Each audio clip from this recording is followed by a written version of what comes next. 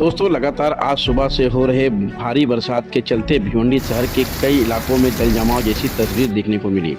गाड़ियों की रफ्तार धीमी होती नजर आई तो बाजारों में लोगों की संख्या कम दिखाई दी। विशेष तौर पर तस्वीर में आप देख सकते हैं कि 15 जून के बाद जो स्कूलें चालू हो गई, यानी कि आज पहला दिन स्कूल का चालू था, ऐसे में कई विद्यार्थियों को भी तकलीफों का सामना उठाना पड़ा।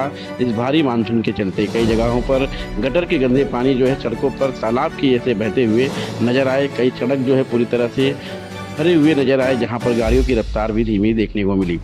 भिवंडी शहर के अलग अलग इलाकों की हम आपको तस्वीर दिखा रहे हैं, जहां बता दें कि भिवंडी निजामपुर शहर महानगर पालिका द्वारा हर वर्ष की तरह इस वर्ष भी नाले सफाई को लेकर सुर्खियों में नजर आ रहे हैं, क्योंकि नाले सफाई की बात की जाए तो पूरी तरह से सफाई ना होने के कारण जो है गटर के नाले के गंदे पानी और सड़कों पर बहता हुआ नजर आ रहा है।